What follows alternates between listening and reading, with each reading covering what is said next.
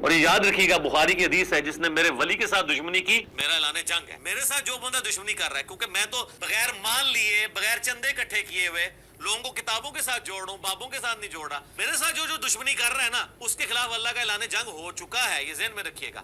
وہ ذلیل ہو رہا ہے. جی آپ نے دیکھا جناب انجینئر محمد علی مرزا صاحب نے بخاری شریف کی حدیث جو ہے 6502 کا حوالہ دیا کہ اللہ کے ولی کے جو خلاف کھڑے ہوتے ہیں تو اللہ تبارک و تعالیٰ انہیں ایسے ذلیل و رسوا کرتا ہے.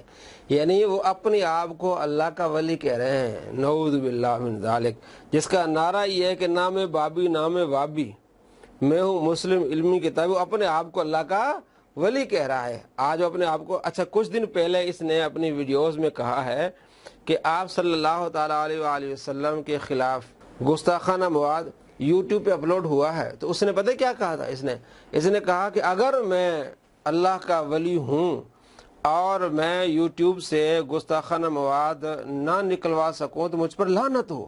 یعنی دوسرے الفاظ میں وہ اللہ کے ولیوں پر لعنت بھیج رہا تھا اور یہ بتانا چاہ رہا تھا کہ اس وقت دنیا میں کوئی اللہ کا ولی نہیں ہے. حالانکہ احادیث میں دنیا رہتی ہے, ابدال موجود ہے, جب تک دنیا موجود ہے ابدال اللہ کے ولی موجود ہیں.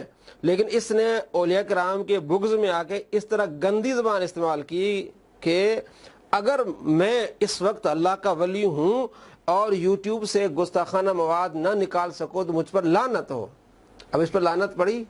اب آپ اپنے آپ کو کہتا ہے کہ میں اللہ کا ولی ہوں. جو اللہ کے ولی کے خلاف جو ہے وہ بات کریں گے, جس طرح دیکھو جی فلاں مولوی صاحب جو وہ ذلیل رسوا ہوئے ہیں میرے خلاف باتیں کرتے تھے. یہ اس طرح کے لوگ جو ہے اپنے اوپر خود لعنت بھیجتے ہیں. پہلے کیا کہا اور اپنے آپ کو ابھی اللہ کا ولی کہہ رہا ہے. اولیاء کرام کے خلاف اس نے محاذ کھڑا کیا, نام بابی نام وابی. اب انہی احادیث سے یہ کیا کرتا ہے جو ہے وہ دلیل لیتا ہے. تو آپ کو معلوم ہونا چاہیے کہ ان کا ایک کوئی زبان نہیں ہوتی, کوئی ایک عقیدہ نہیں ہوتا, کوئی ایک سوچ نہیں ہوتی. یہ اتنے ڈبل مائنڈڈ ہوتے ہیں کہ انہیں نہیں پتا ہوتا کہ کل میں کیا کہہ رہا ہوں اور آج میں نے کیا کہا ہے. جیسے ہم نے پچھلی ویڈیوز میں بتایا, اس کا ایک ریسرچ پیپر ہے ناسبیت یزیدیت. اس میں یہ کہتا ہے کہ یہ میرا ریسرچ پیپر ہے اور عمر صدیق جو ہے وہ اہل حدیث عالم ہے, اس کو کہا کہ میں نے اس کو یہ بھیجا ہے. اچھا اس کی تعریف بھی کرتا ہے. اب اسی ریسرچ پیپر میں اس نے لکھا ہے کہ حضرت علی رضی اللہ تعالیٰ عنہ اور حضرت امیر معاویہ رضی اللہ تعالیٰ عنہ کی جو آپس میں لڑائی ہوئی, حضرت علی رضی اللہ تعالیٰ عنہ حق پر تھے, امیر معاویہ کو خطا ہوئی, اجتہادی خطا تھی, انہیں ایک ثواب ملے گا, حضرت امیر معاویہ رضی اللہ تعالیٰ عنہ کو. اس نے اس ریسرچ پیپر میں لکھا ہے. اور بعد میں ویڈیوز میں کیا کہتا ہے, یہ تو محدثین نے ایویں باتیں چھوڑی ہیں. جناب علی جب کسی حکمران کے سامنے کوئی بندہ آئے گا تو اسے اجر تھوڑی ملے گا. یہ تو حضرت علی رضی اللہ تعالیٰ عنہ کے لیے ہے کہ اگر انہیں خطا ہو جائے تو انہیں 1 اجر ملے گا, اور حق پر ہے تو انہیں 2 اجر ملیں گے. تو حکمران کے لیے, جو مخالف ان کے لیے تو ہے ہی نہیں ہے. یعنی حضرت امیر معاویہ رضی اللہ تعالیٰ عنہ اور عائشہ رضی اللہ تعالیٰ عنہ کے بارے میں اس طرح گندی زبان استعمال کی کہ مخالفین کا تو ذکر ہی نہیں ہے, مذاق اڑائے محدثین کا. اور اپنے ریسرچ میں یہ لکھا ہے کہ ہاں جو مخالفین تھے امیر معاویہ رضی اللہ عنہ اور حضرت عائشہ رضی اللہ تعالیٰ ان کو بھی اجر ملے گا. تو بتانا مقصد یہ ہے کہ ان کا کوئی ریسرچ پیپر وہ اس پر بھی ان کا اعتماد نہیں, جو خود لکھا ہوتا ہے. اور کئی ہم نے ویڈیوز دکھائی ہیں جس میں ایک ویڈیو میں کہتا ہے جناب علی فقہ الاکبر جو ہے وہ امام ابو حنیفہ کی کتاب ہی نہیں ہے. جب اس کے خلاف بات کرنی ہوتی ہے تو پھر جب وہاں سے دلیل لینی ہوتی, فقہ الاکبر امام ابو حنیفہ کی کتاب ہے جناب, یہ تو ثابت ہے. پہلے کہتے یہ ثابت نہیں ہے اور اب کیا کہتے یہ ثابت ہے. اور یہ ہم نے ساری کلپس اپنے پچھلی ویڈیوز میں دکھائے ہیں. تو بتانا مقصد یہ ہے کہ جو خود اس طرح بے اعتماد ہو, اپنے اوپر اس طرح جھوٹے, خود اپنے آپ کو جھوٹا کر رہے ہیں, وہ آپ کو دین کی کیا تبلیغ کریں گے, وہ آپ کو کس طرح بتائیں گے.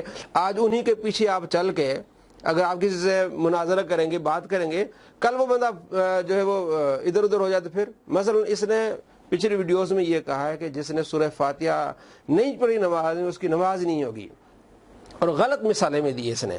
اچھا اب وہ کہتا ہے کہ امام اگر اونچی آواز سے قرات کر رہا ہے تو پیچھے قرات سورہ فاتحہ پڑھنے کی ضرورت نہیں ہے. اور کل یعنی 1 سال پہلے جو اس کے ماننے والے تھے, چیلے تھے, وہ مناظرے کرتے تھے. اب وہ کس منہ سے بات کریں گے ہمارے ساتھ, اور اپنے ماننے والوں کو اتنا ذلیل و رسوا کرتا ہے. اپنی ویڈیوز میں کہتا ہے جناب علی چیلنج کرتا ہے حافظ قرآن کے لیے تو کوئی حدیث ہی نہیں ہے.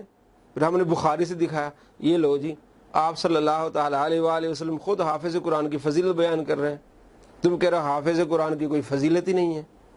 اس طرح. اچھا پھر آگے کہتا ہے جناب علی یہ جو سورہ فاتحہ نہیں پڑھتے جنازے میں تو ان کے پاس کوئی دلیل ہی نہیں ہے، آپ ان سے مناظرہ کریں. میں نے کہا آ جاؤ، کوئی بھی آ جائے.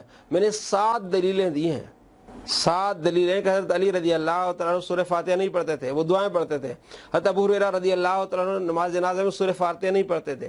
حضرت عبداللہ بن عمر رضی اللہ تعالیٰ عنہ، موطا امام مالک میں کہ حضرت عبداللہ بن عمر رضی اللہ تعالیٰ عنہ نماز میں قرات نہیں کرتے تھے. یہ جو میری ویڈیو ہے 905 نمبر ویڈیو، اس میں ساری میں نے تفصیل بتائی ہے. بتانے کا مقصد یہ جو ان کے پیچھے جائے گا وہ ذلیل و رسوا ہوگا.